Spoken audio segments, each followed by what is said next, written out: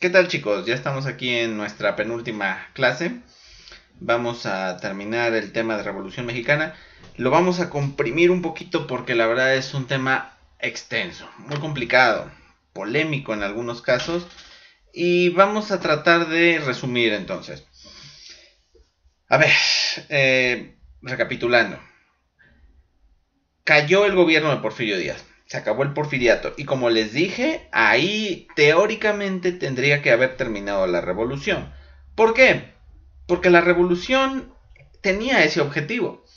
Derrocar al gobierno dictatorial de Porfirio Díaz. Objetivo cumplido. Don Porfirio renunció y se fue. Ya terminó la revolución, ¿no? Pues no. Adivinen qué. Viene la segunda etapa de la revolución, que es la más violenta. La lucha de los revolucionarios entre ellos. Ahí viene, ahora sí se arma la bronca. Primero, Madero asume la presidencia, todo es democracia, estamos muy contentos, festejamos y todo maravilloso, ¿no? Bueno, ¿qué pasó aquí y qué errores se cometieron? Primero, Madero cometió el error, varios errores. Un error fue pensar que él era como que jefe de la revolución y de alguna manera que sus ideales eran compartidos por los líderes revolucionarios. Y eso no fue así. En particular, Madero muy pronto se enemistó con Emiliano Zapata. Zapata era el líder campesino del sur que quería tierra y libertad. Ese era su lema, tierra y libertad. Tierra para el que la trabaje, reparto de tierras para los campesinos, acabar con el sistema de hacendados, ¿no? Bueno, Madero no tenía esa prioridad. A Madero le interesaba consolidar la democracia, el antirreeleccionismo, y ya después de ver esos temas de alta política, ahora sí iremos con mucha calma a atender los problemas del campo. Zapata decía, es que no, es que yo quiero las tierras ya. Madero decía, no, bueno, dame chance, espérate, tengo otros asuntos, no todo es campesinos. Hay temas de relaciones internacionales, de industria, de obreros, de política, de corrupción, de todo lo que nos dejó don Porfirio. Y Zapata no tuvo esa paciencia. Pues si tú no me das las tierras, así como me rebelé contra Porfirio Díaz, así como te apoyé a ti contra Porfirio, ahora me voy contra ti, ¿eh? Si tú no satisfaces mis demandas, lucho contra ti. Y bueno, empezó el problema de que algunos revolucionarios ahora se oponían a Madero. ¿Qué otro error cometió Madero? Madero no supo ver a tiempo que el que se había ido había sido don Porfirio, no el porfirismo. El porfirismo se quedó. La burocracia porfirista se quedó. Diputados, senadores porfiristas, gobernadores porfiristas, militares porfiristas, muy importante. Por ejemplo, recordarán ustedes el video que vimos en clase de la entrevista entre Díaz y Madero, en la que aparece Félix Díaz, el sobrino de don Porfirio. Félix Díaz no se fue con su tío a Francia. Félix Díaz se quedó en México a luchar contra el maderismo. O sea, se creó una oposición porfirista, zapatista. Aquí había oposición activa a Madero. Y Madero, inocente, pensó que, bueno, es que la democracia triunfó. Y como la democracia triunfó, pues todos me deben obedecer porque yo fui elegido por el pueblo, ¿no? ¿Cómo te explico que necesitas algo más que haber ganado unas elecciones? En ese México revolucionario necesitabas también esto, fuerza, incluso a veces fuerza bruta, armas, hombres, municiones, lealtad de los militares. Y Madero no fue tan avispado y tan astuto, malicioso como para conseguirlo. Pensó que lo que muchos buenos de la historia han pensado, que el bien triunfa. El bien, la justicia, los derechos y la razón triunfan sobre la maldad y la perversidad. No, amigo, a veces el que tiene razón tiene que defender la razón con la fuerza. Le falló a Madero. Soñó con la legitimidad y con que la legitimidad sola se iba a imponer. La legitimidad por sí sola no se impone a menos que vaya defendida y en muchas ocasiones con las armas. Bueno, eso fue lo que sucedió. ¿Qué más le falló a don Francisco? Bueno, estallaron las rebeliones, sobre todo en el norte, la de Pascual Orozco, Y Madero se confió demasiado, en este caso en Victoriano Huerta, otro de los grandes villanos de la historia de México. Huerta había sido porfirista, igual que Venustiano Carranza, ya llegaremos a él, también porfirista. Huerta era porfirista, militar de vieja escuela, y Huerta se dio cuenta, como ya muchos otros se habían dado cuenta, que Madero era muy suavecito para gobernar, y que era fácil en una de esas derrocarlo. Además, Madero ya nos enseñó que se puede dar un golpe y quitar del poder a alguien. Madero hizo una revolución y quitó del poder a Díaz. ¿Por qué no nosotros ahora hacemos una revolución contra Madero? Ese es el peligro de las personas que sueñan con hacer la revolución. Si tú haces la revolución contra un tirano y llegas tú al poder porque triunfaste y triunfó la justicia social y el pueblo y mis ideales, ¿no? Pero lo malo es que ya le enseñaste a la gente que a punta de armas y a punta de convocar a los demás puedes derrocar al régimen. Entonces el próximo en la lista puede ser tú y te pueden derrocar a ti. Una vez que Madero nos enseñó que se podía tumbar del poder a alguien con una revolución, corre el peligro de que ahora esa revolución le toque a él. Y eso es lo que va a pasar. Pascual Orozco en el norte, Zapata en el sur, vienen problemas hasta que el problema estalló dentro de la propia capital. Imagínense que a López Obrador le hicieran un cuartelazo en plena Ciudad de México los militares. Un golpe de estado, pero no allá lejos en la costa o en Baja California, o en la selva lacandona en Chiapas. No. En la propia capital, que es donde residen los poderes de la federación. Estaría difícil. Eso fue lo que le pasó a Madero.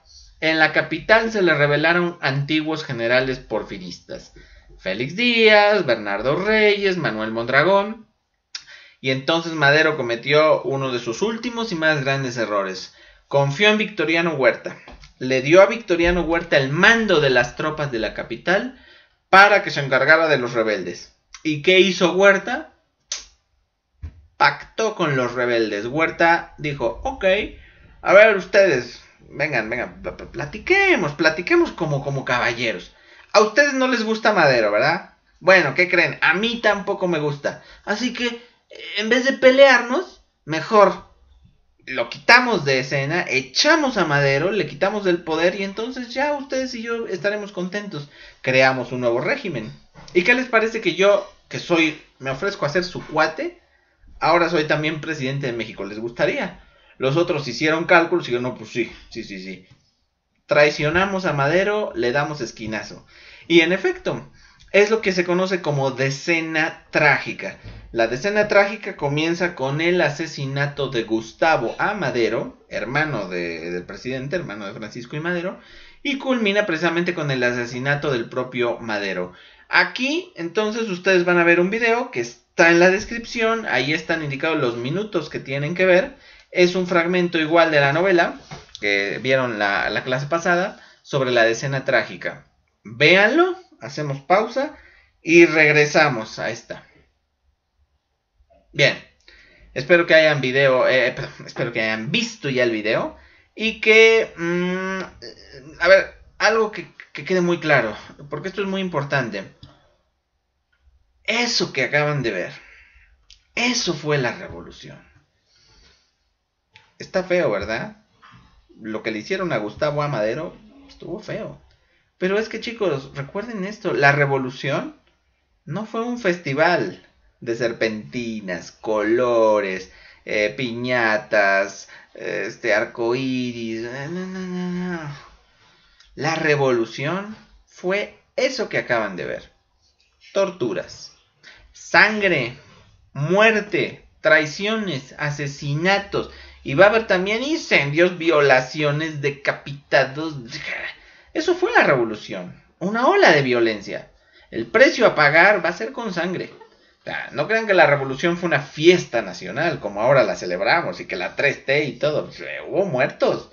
Hubo muertos de todos los bandos. Hubo asesinatos y hubo torturas. Se desataron odios. En la revolución se desataron odios y estos enemigos empezaron a pelear entre ellos, a matarse entre ellos y a llevarse inocentes entre las patas. Es el precio que pagó México por la revolución. Mucho muerto y por supuesto un bajón en la economía. Cuando empieza a haber una situación inestable donde el que gobierna lo quitan a patadas en cualquier momento y todos los días matan gente, pues la economía se vuelve inestable. ¿Quién quiere invertir en un país que está envuelto en una revolución? O sea, ese es el precio a pagar por la revolución. Ya veremos más, porque no solo eso. Eso fue un precio a pagar, pero no el único. Bien, ¿qué pasa entonces cuando muere Madero a manos de Victoriano Huerta? Porque la escena trágica. Bueno, resulta que a otros revolucionarios, ahora el que no les cae bien es Huerta. A Zapata tampoco le gustó Huerta. Así como no le gustó Díaz y luego no le gustó Madero, tampoco le gusta Huerta. Y en el norte menos. Venustiano Carranza con su ejército constitucionalista decide ir a quitar a Huerta del poder. Huerta además cometió ahí un error. Igual que Madero cometía errores, Huerta también. ¿Cuál fue el error de Huerta? Fue no buscar un buen entendimiento con Estados Unidos. Huerta más bien intentó pactar con Alemania, con el Imperio Alemán, entonces enemigo de Estados Unidos. Recuerden que en la Primera Guerra Mundial Estados Unidos y sus aliados se enfrentan al Imperio Alemán. Entonces Huerta coqueteaba con Alemania y se le puso al tú por tú a los estadounidenses. Yo le reconozco esto, que así de malmodoso y maldito como era para todo, igual lo fue con los Estados Unidos. Huerta no era hombre de aceptarles a los estadounidenses, hacerles reverencias y sí, American friend, lo que tú digas. No. Huerta los mandaba a volar, a peladeces. En una ocasión, la aduana de Tampico detuvo a unos marinos estadounidenses para revisarles los papeles, y eso bastó para que el gobierno estadounidense exigiera una disculpa y un homenaje a la bandera de Estados Unidos. Y Huerta respondió al tú por tú, o sea, sí, pero si tú allá en Washington le haces homenaje a la bandera mexicana, o sea, ¿quieres que te bese los pies? Va, pero primero bésamelos tú a mí, y entonces parejos y contentos todos, ¿no? La verdad es que los presidentes estadounidenses no están acostumbrados a que un mexicano les hable de ese modo. Punto a favor de Huerta, y yo se lo reconozco, se les ponía al tú por tú a los gringos. Bueno, nuestro corazoncito patriótico lo aplaude, pero debemos reconocer que ponerse en ese plan con Estados Unidos es que de antemano te echas la soga al cuello. Los gringos se van a encargar de tumbarte del poder. Y los gringos en este caso apoyan a Carranza. Apoyaron a Venustiano Carranza, al ejército constitucionalista. Huerta ve que también él se acabó, él no va a durar, igual que no duró Madero. Y bueno, sigue adelante la segunda fase de la revolución. Se acaba Huerta, Huerta hace lo mismo que Díaz, renuncia, se va del país y se acabó Victoriano Huerta. En la descripción del video también van a encontrar el biográfico de Clio sobre Huerta. Bien, ¿qué sigue ahora? Se fue Huerta, ya, felices y contentos todos, ¿no? No, ahora rápidamente se ve que los revolucionarios están divididos en dos facciones, dos importantes facciones. Por un lado, los constitucionalistas, dirigidos por Venustiano Carranza y Álvaro Obregón, y por otro lado, los convencionistas, el bando popular dirigido por Francisco Villa, aquí aparece Villa, y por Emiliano Zapata. Dos bandos, un bando más político, más de élite, como es el bando de Carranza, y un bando más popular, como es el caso de Villa y Zapata, hoy muy admirados por la población, que sin embargo, bueno, son el bando perdedor. Recuerden que en la revolución hubo ganadores y perdedores. Y este es el caso de Villa y Zapata. Son héroes, aunque hayan fracasado. De hecho, fracasaron. Tierra y libertad para los campesinos. ¿Es que hoy a los campesinos les va muy bien? ¿No? Que son dueños de sus tierras. Sí, pero no les sirve de nada. Hay campesinos en México que prefieren dejar abandonadas sus tierras, aunque sean de ellos, aunque ellos tengan el título de propiedad, prefieren abandonarlas e irse a trabajar de empleados a campos de Estados Unidos, porque allá sí sacan suficiente para mantener a sus familias. No basta ser dueño de tu tierra.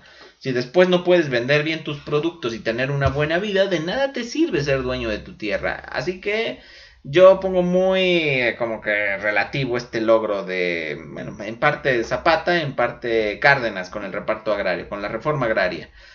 No creo que haya solucionado los problemas de los campesinos, que los siguen teniendo y muy duros, de pobreza, de falta de educación, de falta de infraestructura hidráulica, eléctrica, etcétera. Las zonas campesinas son las más pobres de México. Entonces, no me checa. Algunos reivindican la figura de Villa y Zapata diciendo que de hecho después de ellos se logró justicia para los campesinos y los pobres. Yo tengo mis dudas. Yo me atrevo a dudar de esto. No estoy tan de acuerdo en que esto haya sido así. Realmente campesinos, obreros, clases bajas siguen siendo eso. Clases bajas. Y no quiero decir con esto bajos de calidad humana ni nada parecido, no. Bajos de posibilidades económicas, de acceso a la educación, de acceso a la tecnología, a los bienes y servicios que ustedes y yo consumimos comúnmente, ¿no? Entonces, bueno, yo creo que perdieron. Yo creo que su bando perdió y que fracasó en tratar de establecer un proyecto de país. Por mucho que se les pueda admirar a Villa y Zapata, creo que no tenían una visión amplia para gobernar. O sea, a Zapata solo le interesaban los campesinos. Y Villa, que se interesaba por las clases bajas y populares, había sido bandolero, había sido asaltante. Entonces, la verdad es que como un país en manos de ellos, quién sabe a dónde hubiera llegado. No creo que ellos tuvieran idea de lo que implica gobernar un país, de ver el cobro de impuestos, las relaciones internacionales, la diplomacia, el comercio, la navegación, la salud pública, la educación pública. Es un paquetito eso de gobernar. Carranza, en cambio, que ya tenía formación política desde su época carrancista, como que tenía más visión, y una de sus visiones principales fue conseguir el apoyo estadounidense. Para Carranza eso fue clave. Quien consiga el apoyo de Estados Unidos va a ganar esta revolución. Busquemos el apoyo estadounidense. Carranza entró en diálogos con el gobierno estadounidense. Los estadounidenses, que no son tontos, dijeron, va, Carranza sí nos gusta porque él sí nos va a proteger nuestras empresas, nuestras inversiones en México. Apoyemos a Carranza. Y apoyar a Carranza significa combatir a Villa. Y Villa, que ya había estado en Estados Unidos, yendo y viniendo, de repente se encontró con que los ejércitos estadounidenses, los recursos estadounidenses, iban a Carranza. Y Carranza lo aplastó, lo derrotaron en la batalla de Celaya. A partir de ahí, la división del norte de Villa se vino abajo. Villa quedó relegado a una posición defensiva. Y bueno, hizo aquí una de las venganzas de nuestra historia. Villa decidió desquitarse de Estados Unidos invadiendo Estados Unidos. ¡Wow! Un mexicano que decide invadir Estados Unidos. No es poca cosa, ¿eh? Y entonces, por primera vez en su historia, Estados Unidos fue invadido. México invadió Estados Unidos con Pancho Villa en 1916. Columbus, Nuevo México, fue cruzar la frontera, ir a un pueblito Nuevo México, quemaron las casas, mataron a algunos, violaron a algunas y después se regresaron. ¡Bah! Magia con la invasión, ¿no? Bueno, a partir de ahí se volvió muy popular esa imagen de Villa como el que desafía al imperio yanqui. Y los afiches de Villa de Se Busca están ahora exhibidos en algunos restaurantes folclóricos, unos restaurantes de comida típica que yo he visto mucho. A ver, que ya estamos orgullosos de nuestros premios Nobel y no de nuestros bandidos, porque la verdad yo creo que eso no sirvió de nada, fue un acto de violencia inútil. O sea, saqueaste un pueblecito de la frontera, no, pues ya la hicimos, it's done, ¿no? Pues no se consigue nada con eso. Ahora, también los gringos se pasaron de payasos. O sea, vamos a perseguir a Bill, vamos a vengar al honor nacional. Ningún mexicano nos hace esto. ¿Y qué hacemos? Pues mandamos 10,000 hombres, 10,000, al desierto de Chihuahua a agarrar a Villa. Y entonces va, 10,000 hombres, un ejército. Y payasos, que aviones y que sus carros motorizados y todo. Con la mala suerte de que en aquella época en Chihuahua no había gasolinerías. Y entonces tenían que llevar desde Texas a lomo de mula la gasolina para sus carritos. Y ahí van los gringos dando vueltas por Chihuahua, vueltas y más vueltas. Y nunca encontraron a Villa. Villa se les escapó. Villa se escondió. Dan vueltas y más vueltas. A muchos mexicanos como que veían a los gringos así como que estos tipos, ¿qué hacen aquí?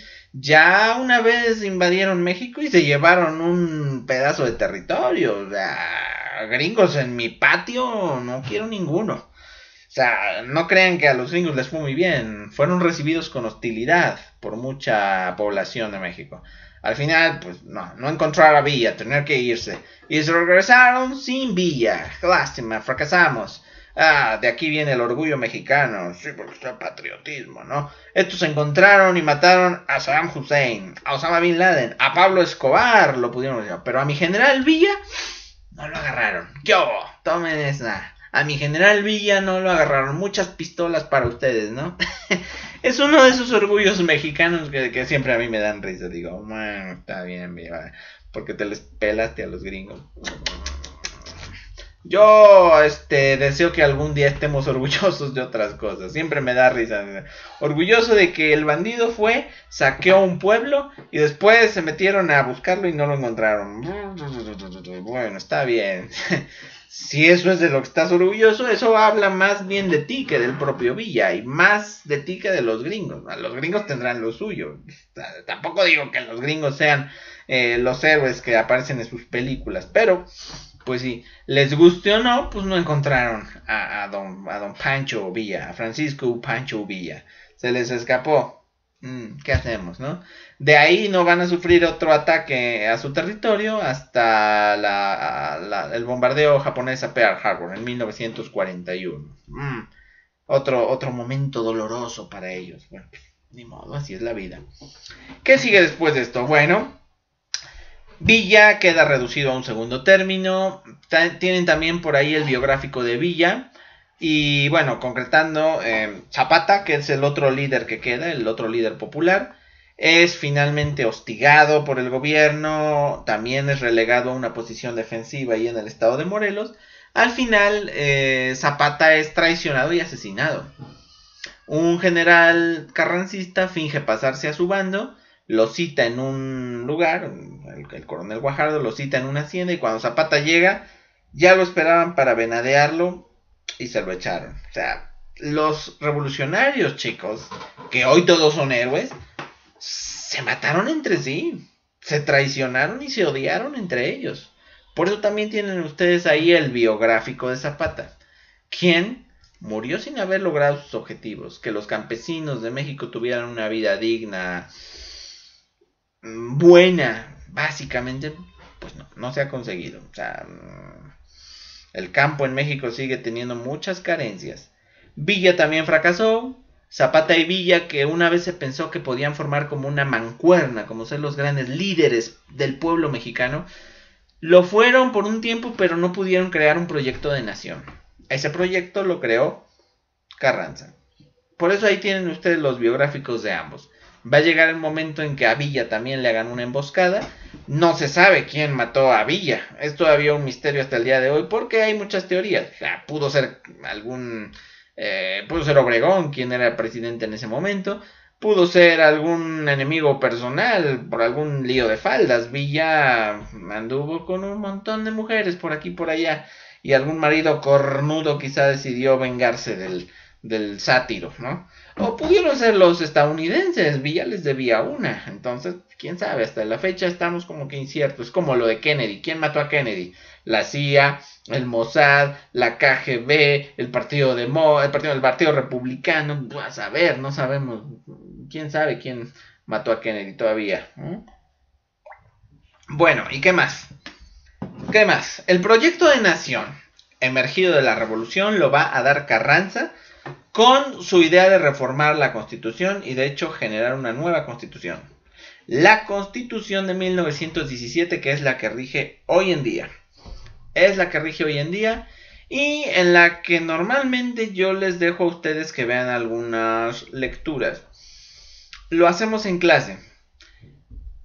No va a dar tiempo porque si me pongo a leerles esos artículos poco a poquito, sería demasiado larga la clase y tenemos que comprimir el contenido, como les dije. Les voy a dejar también en la descripción una liga para que ustedes consulten esa Constitución, sobre todo en los artículos importantes.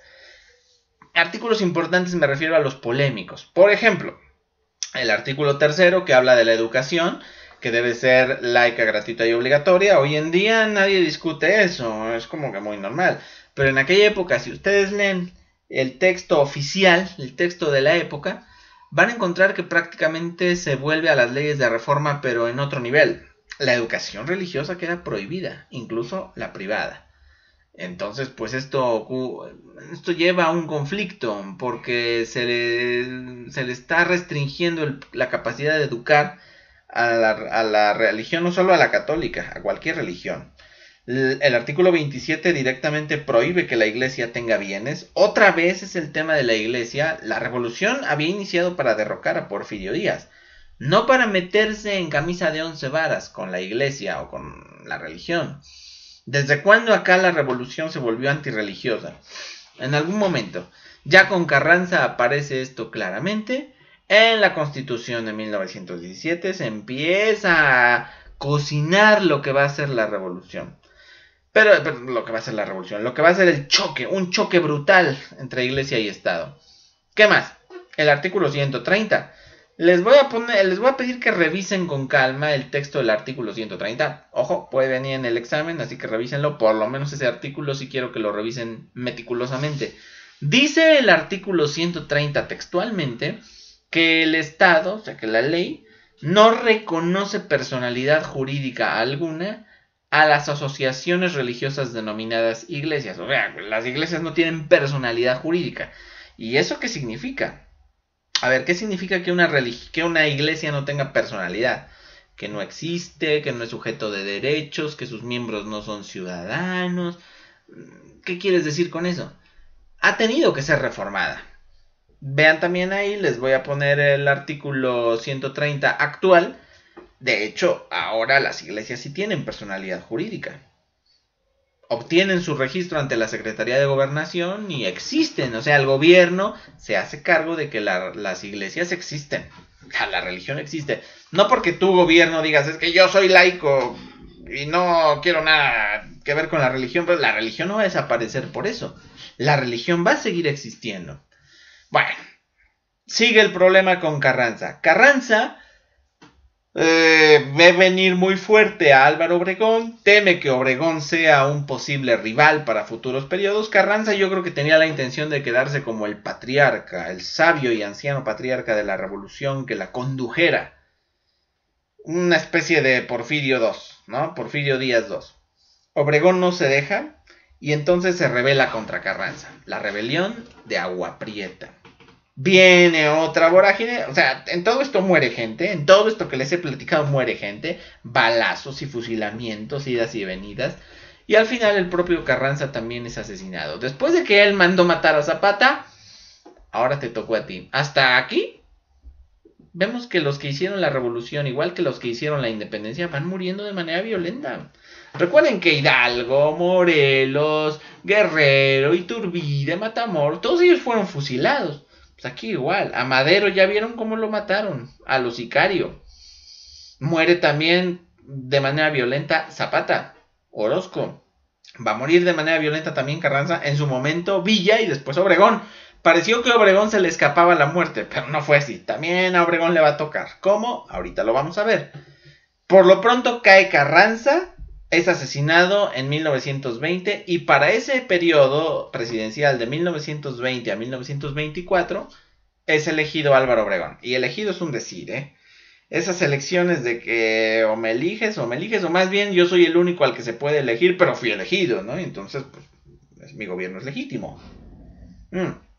Obregón gobierna y ahí hace mancuerna con su compadrote de Sonora, Plutarco Elías Calles. Y Plutarco va a gobernar de 1924 a 1928. Y los dos compadres hacen su dúo dinámico para gobernar. Calles va a dar origen a la famosa Guerra Cristera, que es la última fase armada de la revolución. ¿Por qué? Porque Calles reglamenta los artículos constitucionales. Aquí, de nuevo, les voy a poner también para que consulten la famosa Ley Calles, porque han sido las leyes más antirreligiosas que se han dado en la historia de México, hasta niveles ridículos, ¿eh? O sea, Calles, por ejemplo, entre otras cosas, dice que van a prohibirle a los sacerdotes y a las monjas que usen trajes especiales o distintivos fuera de las iglesias. O sea, un cura no puede ir por la calle en sotana, ni una monja puede ir vestida de monja por la calle. ¿Por qué no? ¿Por qué no? Porque lo digo yo, que soy el gobierno. Y si lo haces, te encajo una multa, te encajo una infracción. Ahí verán ustedes en la ley. Insisto, en clase es más dinámico porque en clase yo proyecto las leyes, como lo hicimos con las de reforma, proyecto esas leyes y las vamos viendo una tras otra. Bueno, aquí es más complicado y sobre todo no tenemos todo el tiempo que yo quisiera para verlas una por una, con mucha calmita como hicimos con las leyes de reforma. Háganlo ustedes en casa con estas ligas que les estoy dando, tanto de la Constitución del 17 como de la Ley Calles. La Ley Calles yo creo que vale la pena leerla completa. La Constitución, básicamente les encargo que revisen esos 3 artículos que cité. El artículo 3, el artículo 27 y el artículo 130. Los textos originales, yo ahí se los voy a resaltar de alguna manera para que no se les vayan. Artículo 3, artículo 27 y artículo 130. Se prohíbe, por supuesto, a la iglesia hablar de política, se le prohíbe criticar al gobierno, no pueden hacer eventos fuera de los templos, desde luego, o sea, un Vía Crucis de Iztapalapa, impensable. Ya ese tema de cómo pueden vestir las monjas o los sacerdotes ya es preocupante, o sea, ¿de cuándo acá un gobierno se mete a legislar sobre cómo debes vestir? O sea, ciudadano, debes vestir de esta manera en que vistes, está prohibido. Oye, es como en las teocracias islámicas. La mujer no puede vestir, no puede enseñar el cabello o el rostro porque entonces está infringiendo la ley. Imagínense, chicas, cómo les iría a ustedes en ese tipo de países. Llevas el cabello descubierto y vistes de pantalón. ¡Qué descaro! No, eso es pecaminoso y incita al hombre y al pecado. Bueno, pues pasa lo mismo a la inversa. O sea, prohíbo que se vistan de monjas. ¿Por qué? Porque no me da la gana. Porque yo soy ateo, porque mi estado es laico y entonces prohibido vestirse de monjas. Vístanse en su cuarto de monjas. Fuera de ahí, que yo no las pueda ver y nadie las pueda ver vestidas de monjas. Y a ver, ¿qué bien le hace al país? ¿Cuál es el beneficio de que las monjas no puedan ir por la calle vestidas de monjas? Yo no veo el beneficio. No sé si ustedes vean de qué manera se beneficia al país, pero yo no lo veo por ningún lado. Y yo no creo que Calles lo pudiera señalar. Veamos también, o sea, por ahí decía el artículo que ninguna organización política puede tener un nombre que lo pueda relacionar con una confesión religiosa. Entonces, Morena no podría existir, porque un país, en México, que tu movimiento se llame Morena, registrado un 12 de diciembre, suena muy guadalupano. Ese Morena no es la Morena de los chiles, suena a la Morena guadalupana, la morenita del Tepeyac, así que no, ya se cargaron a AMLO y a Morena con ese tipo de leyes. O sea, está bien que tú seas laico, adelante, si quieres ser ateo, sea ateo, ¿verdad? Pero no puedes crear leyes en contra de la mayoría de la población religiosa. Te vas a meter en problemas. Vas a tener problemas para gobernar. A la gente no le van a gustar tus leyes. Y por cierto, tampoco tiene por qué gustarles esas leyes, ¿no? Esos países que es que además de que yo hago esas leyes, se las tienen que aguantar. Porque yo soy el Estado y yo digo cómo se hacen las cosas. Hombre, así no funciona. Los gobiernos se supone que deben gobernar al gusto de los ciudadanos. No a su gusto y a sus convicciones personales. Lo mismo si eres muy religioso que si eres antirreligioso. Tú puedes ser muy religioso, pero no puedes imponerles tu religión a los gobernados, si eres presidente o si eres rey, ¿no? Y viceversa. Si tú eres antirreligioso y odias a Dios y odias la Biblia y odias a la iglesia, bueno, no puedes imponerle esos odios y esos disgustos a la mayoría de la población si es religiosa y si es creyente, que es lo que ocurre en México. O sea, tú prohíbe un día el Vía Crucis de Iztapalapa y vas a ver cómo te va. O sea, lo único que puede de veras vencer esos eventos religiosos multitudinarios públicos es el coronavirus. Ahí sí, hasta la iglesia dice, no, vale, pues está bien, no hacemos Vía Crucis. ¿Para qué quieres un Vía Crucis contagioso, no? Pues no. Pero porque el gobierno lo dice, no es razón suficiente. Y no tiene por qué serlo. Y yo no veo por qué restringir de esa manera ni el hábito de las monjas, ni la sotana de los curas. O sea, Tú viste como quieras y déjalos que se vistan como quieran. La ley Calles también incluye artículos ya francamente delirantes. Amenaza a las autoridades locales, municipales, si no hacen cumplir estas leyes. ¿Por qué? Porque, a ver, ¿cuántos policías en México son católicos? ¿Cuántos alcaldes, presidentes municipales en México serán católicos? ¿Y a poco estos policías católicos le van a echar guante a una monja en la calle? A ver, hermana, venga para acá, usted no puede vestir así. No, se van a quedar así de, no, yo a la hermana no la toco. O yo al padrecito tampoco lo toco. Dios, líbreme Dios, ¿no? Pues claro, claro, y entonces la ley tiene que amenazarlos, o lo cumples o también a ti te castigo. O sea, no solo hago leyes en contra de tus sentimientos religiosos, tienes que hacerlas cumplir, o también a ti te castigo y también a ti te toca cuello. Pues no, evidentemente esas leyes no se pueden mantener. Cuando se proclama la ley Calles, la iglesia responde suspendiendo el culto público, cerrando los templos y se desata la guerra cristera. La guerra cristera que va a tener una fase más de violencia, una guerra estéril, inútil entre mexicanos que no tenía por qué haber sucedido, que no tenía razón de ser. Hoy en día hay juicios diversos sobre la guerra cristera. La iglesia ha canonizado a diferentes caídos. La iglesia no olvida a sus caídos, no olvida a sus mártires, los eleva a los altares progresivamente, desde el padre Pro hasta el niño José Sánchez del Río.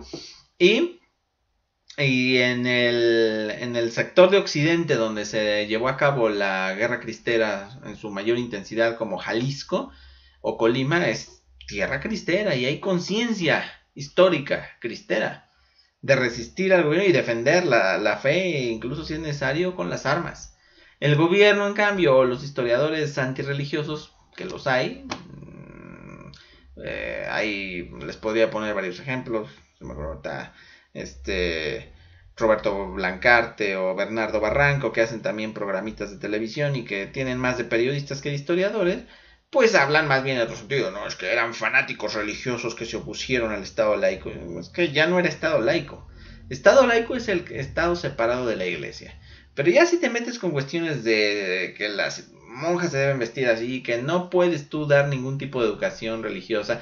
La ley Calles prohibía que uno animara a otro a tomar los votos. O sea, tú no podías animar a tu hijo a volverse cura. O sea, hijo, ¿no te gustaría ser cura? Hija, ¿no te gustaría ser monja? Oh, eso es incitación al voto religioso y eso es un delito. Así que a la cárcel. O sea, ya eso es extremo. Eso es extremo. Y yo creo que oponerse a eso no es fanatismo, es simplemente buscar la libertad religiosa. Hay un equilibrio. Debe haber un equilibrio entre la religiosidad fanática, como dicen algunos, y la antirreligiosidad fanática, el ateísmo fanático, que también existe y también lo ha habido. Entonces, evitemos los fanatismos. El problema es que una revolución, por desgracia, genera fanatismos, cocina odios y luego los hace chocar. Y las consecuencias son estas. Entonces, pues sí, aquí lo pueden ver ustedes. Saldo de la revolución. ¿Qué dejó la revolución? Porque va a ser lo que vamos a ver en la siguiente clase. Bien. Termina la guerra cristera. Al final de la guerra cristera es asesinado Álvaro Obregón. Obregón fue el último presidente que intentó reelegirse. Ya desde Madero había quedado abolida la reelección. Pero Calles y Obregón querían seguir gobernando, los dos compadres, y entonces se dispusieron a reelegirse. El primero, Obregón de 1920 al 24. Calles del 24 al 28. Y Obregón quiso gobernar del 28 al 32. ¿Cómo? Reeligiéndose. Que solo se pueda una vez. Una sola vez y ya. Bueno. Triunfó. Y al llegar a la Ciudad de México para celebrar su triunfo, murió asesinado. El asesino dijo que era por motivos religiosos, de la Liga Defensora de la Libertad Religiosa, que lo asesinaba para que se respetara la libertad religiosa. El caso es que una vez muerto Obregón, nadie más en la historia de México ha intentado reelegirse. Calles mismo ya no lo intentó. Calles creó una figura de presidentes títeres, Emilio Portes Gil, Pascual Ortiz Rubio, Abelardo Rodríguez, mientras él gobernaba tras bambalinas. Una eminencia gris. Eminencia gris es el nombre que se le da a los que manejan los hilos del poder. Recordarán ustedes cuando vimos les encargué que vieran de tarea un pedazo de la serie de Isabel. Ahí vieron ustedes a Juan Pacheco, el marqués de Villena, que gobernaba. Pues, el que decidiera él, el rey estaba nada más de títere suyo. Bueno, pues precisamente, igual Plutarco Elías Calles, él estaba manejando detrás del escenario los hilos del poder. Y él mandaba a estos tres presidentes. Fue lo que se conoce como maximato. Y durante el maximato, Calles fundó lo que va a ser uno de los legados más perdurables de la revolución. Un legado que hasta el día de hoy permanece. Un partido revolucionario. Un partido que, en idea de Calles, encarnara los ideales revolucionarios. Sean los que sean, porque van cambiando con el paso del tiempo. El PRI, Partido Revolucionario Institucional, fundado por Calles como Partido Nacional Revolucionario. El PRI es, en mi opinión, el legado más claro, directo y grueso de la Revolución Mexicana. ¿Y qué es el PRI? Bueno, ustedes lo saben, una vez que empieza a gobernar en 1929 desde su fundación, el PRI va a gobernar hasta el año 2000, 70 años prácticamente. 70 años es mucho para que un solo partido gobierne, ¿eh? Es mucho. Cuidado, porque un partido así tiene mucho tiempo para hacer muchas cosas. Lo vamos a ver en la siguiente clase, que ya va a ser virtual pero presencial. O sea, vamos a estar ahí conectados todo el rato. No va a ser en video en YouTube. Y van a ver ustedes que el PRI, bueno, se ha convertido en un virus peligroso para México. El PRI ha creado toda la estructura política que existe hoy. El INE, Antecife, la CEP, Sedena, el CISEN, Pemex, la CFE, los sindicatos, el sindicato de maestros, que es una plaga y una carga para el país. Yo creo que todos los sindicatos lo son en mayor o menor medida, pero voy a sonar muy burgués diciendo eso, ¿no? Pero el caso es que todo eso es el legado que dejó la Revolución a México. Para empezar, un montón de muertos, un montón de torturas, traiciones y asesinatos. Pero bueno, son bajas colaterales. Daño colateral. ¿Qué le hacemos? En las revoluciones muere gente. Pues sí, ¿qué querían? Hay gente que habla así, ¿eh? Hay gente que habla así, que dice, cuando se habla de la revolución, o de... Ahora lo vimos con las marchas feministas, ¿eh? Es que cuando han visto una revolución sin violencia. Yo digo, estoy de acuerdo contigo. Una revolución es violenta. Ahora bien, acuérdate que esa violencia opera en ambos sentidos. No creas que solo los revolucionarios matan. O sea, los que se resisten van a matar también. O sea, va a haber revolucionarios muertos. Si tú quieres ir a hacer una revolución y a decir que con violencia hacemos el cambio, esa violencia te puede rebotar a ti. Y tú puedes acabar muerto o muerta igual. Así que, bueno, si la revolución es violenta, espero estés listo para cuando esa violencia te toque a ti. A Madero le tocó. A Zapata le tocó, a Villa le tocó, a Carranza, a Obregón, a Orozco, igual que en la independencia. Que no se hacen los cambios, así, como dice alguien. Es que, ¿a poco Hidalgo pidió permiso para hacer la independencia? ¿A poco Hidalgo lo hizo de manera pacífica? Yo digo, no, ¿y qué crees? Lo fusilaron. ¿Quieres acabar igual? Pues adelante, prueba tu fortuna y haz el intento de hacer una revolución.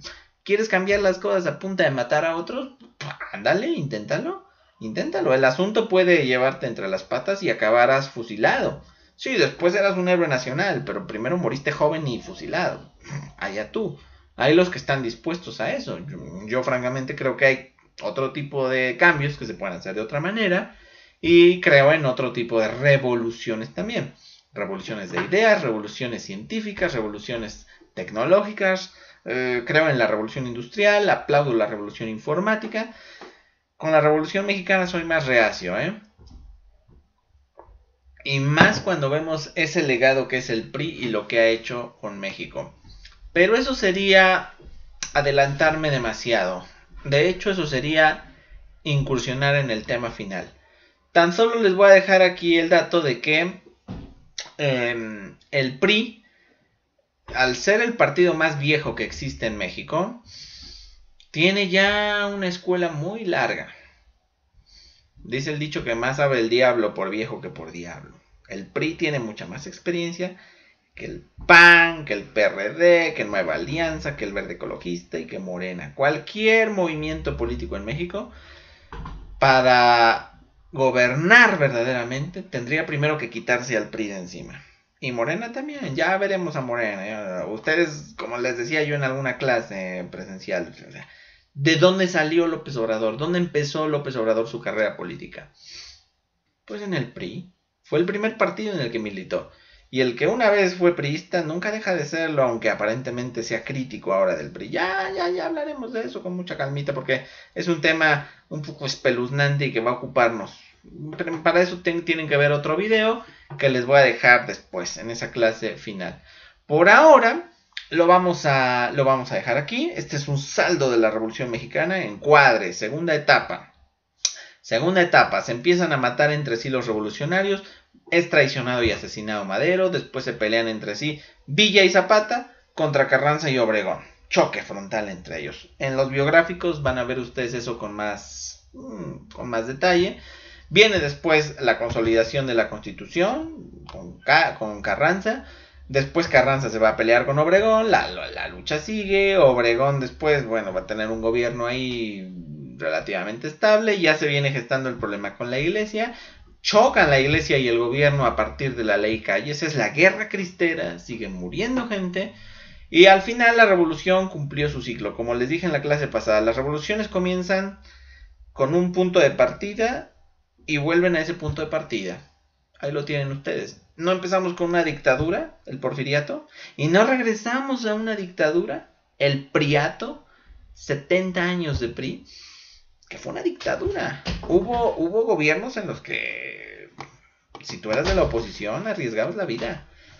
Hubo desaparecidos, hubo guerra sucia. No crean que siempre la prensa podía publicar memes chistosos del presidente. Había presidentes que... Cuello al periodista atrevido que hiciera eso. No. La prensa está conmigo o está en mi contra.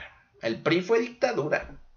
Y hasta podríamos pensar que lo sigue siendo, pero, insisto, eso ya va a ser tema de la siguiente clase. Entonces, chicos, con esto terminamos. Tienen de pendiente ver el video de la escena trágica.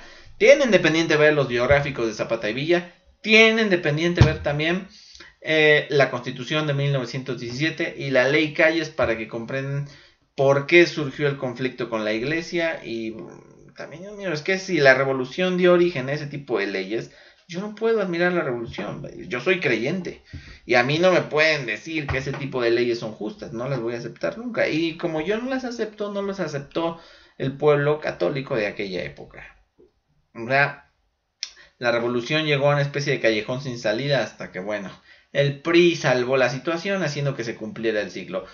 Ya cálmense todos. Ahora voy a gobernar yo, 70 años. Claro, a través de diferentes presidentes, pero el partido va a ser el que gobierne. El partido se va a eternizar en el poder hasta el año 2000, que hubo transición. Ya hablaremos del año 2000, del triunfo de Fox y del cambio y de no sé qué tantas cosas y ahora de la 4T. Eso será tema de nuestra siguiente clase. Chicos, entonces los dejo con eso. Esa reflexión, el precio que pagó México por la revolución fue una dictadura de 70 años, más un montón de muertos inicialmente. Ahí lo tienen ustedes. Legado que yo no envidio mucho, que digamos. Así que la revolución como una cosa admirable, padre, benéfica para México, no en mi humilde opinión. Habrá quien piense que sí. Se los dejo de reflexión. Todo esto puede venir en el examen, entonces tomen sus notas y nos veríamos en la siguiente clase, chicos. Cuídense. Terminamos.